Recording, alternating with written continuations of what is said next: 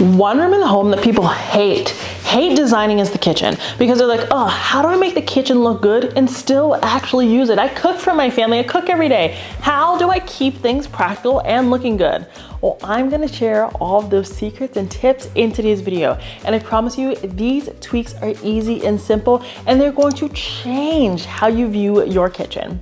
Now, before we talk about that, please don't forget to subscribe. And I do wanna say thanks to Caraway for sponsoring today's video, but we'll chat more about them later on. Let's get into it.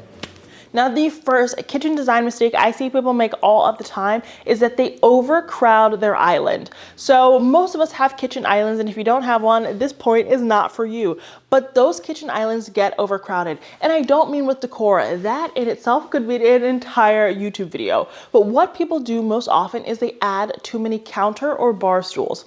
Now, I know we want to accommodate everyone in the family, so I understand why we feel inclined to overcrowd. But if you really want to get that sophisticated, elevated look, you want to have one bar stool for every 28 to 30 inches.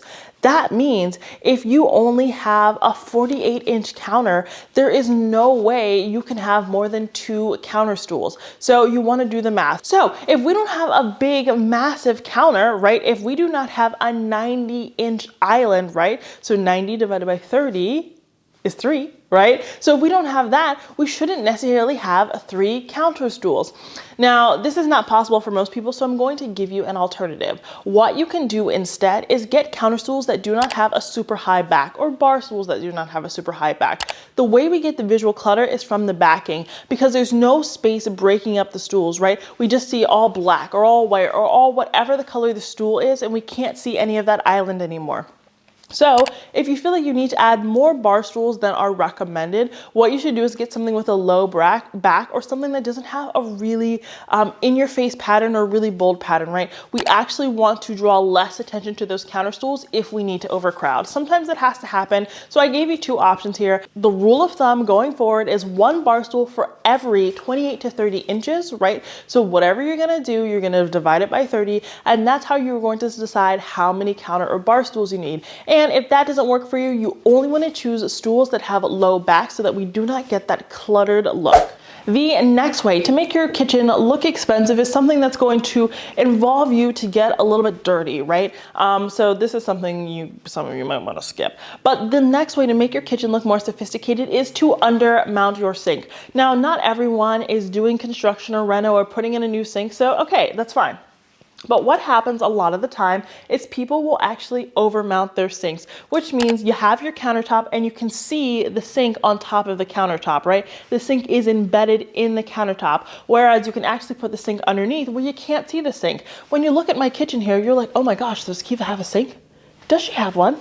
I don't know. And that's because I undermounted it. Of course I have a sink. Of course you know that I have a sink, but it calls way less attention to it. And that's what we want. Because let's face it, sinks are incredibly expensive. Again, I do not know why. I do not know who to argue with about this, but they are incredibly expensive and they're incredibly ugly. I mean, what? That doesn't even make any sense, but they tend to be really ugly unless you want to pay an arm and a leg for one. So if we have the basic ugly stainless steel sink, which is fine, there's nothing wrong with that, we do not want to call attention to it. And that's why we want to undermount the sink. This is a really simple thing that is going to make a huge difference in the sophistication of your home. When you look at the luxury catalogs, when you look at the luxury homes, you're never going to see a sink that is not undermounted unless they have a farmhouse sink, which means the sink literally comes through the cabinetry, because you cannot undermount that, because then you wouldn't be able to see it. They're mutually exclusive. But otherwise, undermounting the sink is the way to go. And for those of you who are in need of a new sink, I promise you can do it yourself.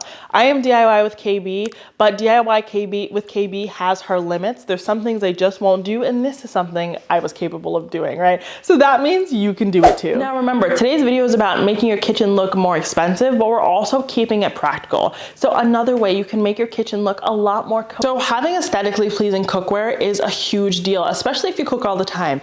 If you guys have been here on my channel, you guys know I've been on a health journey. I've lost like 50 pounds in the last 6 months, and a lot of that has come down to cooking, right? And there was no way that I could have a kitchen that looks good without having aesthetically pleasing cookware, right? Because I need to leave my cookware out. I need to leave it accessible so that I can cook and meet my health goals. And so when I was looking to elevate my kitchen, I decided to get some cookware by Caraway. And I do want to say thanks again to Caraway for sponsoring today's video. Now, if you're not familiar with Caraway, I'm about to change your lives. So they make aesthetically pleasing, non-toxic, non-stick cookware, and they have the storage all together. Now I'm going to hone in on the aesthetically pleasing portion because that is what we care about. So you can actually see my Caraway cookware right here in the background. And I actually went with the green because I wanted a little bit of green, a little bit of color in the kitchen to kind of move away from the black and white, but still keep it really nice and sleek and contemporary. And I love how contemporary their cookware is. Now, they also have storage really, really, really well handled. Now, what they have is they actually have magnetic storage containers for each pan. So this set comes with 4 pans and it also comes with 3 lids. And each pan has its own magnetic storage container and they all stick together. And it makes it so easy to access all of your pans. Plus, if you do not have a drying rack, which I do not, I actually am able to use this stand as a drying rack and keep them on display.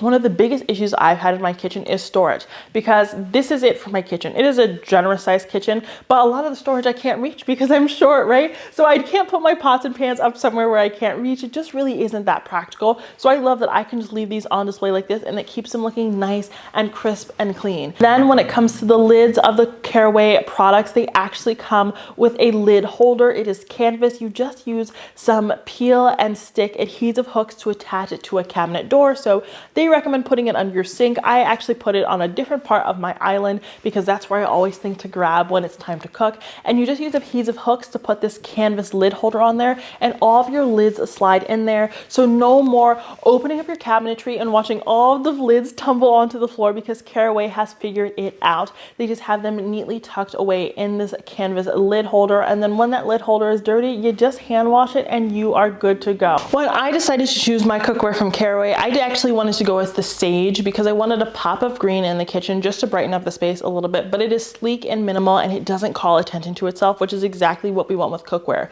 We want cookware that blends and complements. Again, we do not want cookware that sticks out like a store some. Plus, this looks so good. I'm okay just leaving it on my stove if I want to, but again, this holder is right here. It can sit just like this, but it also fits in most of my cabinets, so I can take all of the storage and put it up there for easy access to my pots and pans so that I can keep cooking and meeting my health goals. If you are interested in picking up some cookware by Caraway, if you are interested in getting that luxurious look in your kitchen with cohesive, seamless looking cookware, you need to shop on Caraway using my code DIY with KB10 for 10% off site-wide until this expires. The cookware is amazing, the packaging is amazing, and they've taken care of everything when it comes to storage and design. So all you need to do is take the pans out of the box and get cooking. Now, when it comes to making your kitchen look sophisticated and expensive, something a lot of people aren't doing is they are not styling their kitchens. They're saying, this is where I cook, this is where I eat, that is it. But that's not true. Think about how many hours you actually spend in your kitchen. The number is probably astronomical. So what you want to start doing is actually decorating your kitchen. I like to add candles, I like to add cookbooks, coffee table books, vases, and things like that. Now, what you want to do besides just decorating your kitchen and adding items in there is you want to cluster that decor into groups of 3. You guys hear me talk about the rule of 3 all the time, so I do not really need to elaborate, but you want to cluster the decorative items into groups of 3 so that they create a vignette so that they still tell a story together. So you don't just want to put one thing somewhere and you're like, you know, it feels out of place. You want to cluster things together and make sure that they make sense. For example, you might have a cutting board, right? And then you might have a pedestal bowl displaying your garlic, and then you might have your knives in a knife block, right? All of those things make sense together because the cutting board is what you cut on, you use knives to cut, and you're cutting the garlic, right? All of those things make sense together. So you want to tell a story with your decorative items. You don't want to just put like a random box in the kitchen that has absolutely no purpose, that does not work in the kitchen, that's going to get stained in the kitchen. You want to choose things that are practical and put them in your kitchen, but you do want to remember to decorate it as well. Now, this one is a huge one, and this is something that you can remedy really easily. One way to make your kitchen look a lot more sophisticated is to layer lighting. Now, I talk about this a lot, and I want to hone in on something particular in this video. In kitchens, a lot of the time, you have really, really cool lighting. And that makes sense because the kitchen is where you do tasks. And task lighting tends to be a lot cooler because it allows you to see, right? Imagine if your surgeon was doing like your surgery with like sexy mood lighting, right? I guess they would be good vibes, but I'm not sure the outcome of the surgery would be very good. We don't want to have warm, sexy lighting for that. We want to have cool, glaring, kind of sterile lighting because it helps you see what you need to do. With that being said, we're trying to make the kitchen feel more homey. That is really what separates a luxurious, sophisticated looking kitchen from a basic cookie cutter kitchen. So we want to layer lighting. And what does that look like? It can be something as simple as adding candles and scattering them throughout your kitchen. You can also add small tabletop lamps to your kitchen counter and just hide the cords. Something I like to do and something that I urge you to do is to not just have track lighting. So a lot of the times we have these lighting tracks in our kitchen because that is just builder grade, or we have puck lights, right? And if you only have 2 puck lights, please do not do what I'm about to say. Keep those puck lights, you need them. But if you have lights to spare, what I want you to do is I want you to add some pendants. Pendants will really make your space look a lot more robust.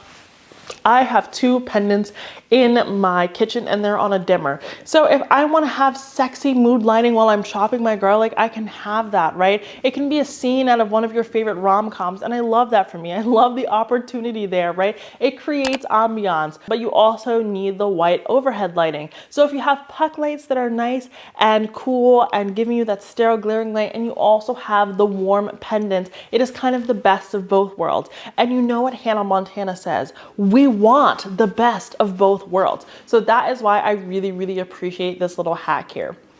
Something else you can do in terms of lighting is just add some underlighting to your cabinetry. You can do this with something as simple as like some peel and stick strips, but a lot of the times you can also have them hardwired. And as someone who has had to rewire them after there was an incident in my kitchen, it really isn't that hard. So really anyone can do it. And I only ever recommend doing things that I think are easy, that you can do without having to go through divorce with your partner because you're yelling at each other so much during this DIY process. This is not one of them. So that is something to keep in mind. You just want to layer lighting to get a more sophisticated look in the kitchen, but that doesn't mean you need to get this big, bulky lamp that you have nowhere to plug in, that people they just put out for those fancy magazines just to say that they have a lamp in their kitchen. You don't need to do that. You can apply the other tips that I gave you in this video. Okay, you guys, that is it for today's video. Those were a few tips and tricks on how to make your kitchen look more expensive and sophisticated, but while remaining practical. Practicality comes first when it comes to design, and especially when it comes to designing a kitchen. I hope I was able to teach you a few things while exploring my own kitchen. And if you implement these tips today, I promise you your home is going to look so much better instantly.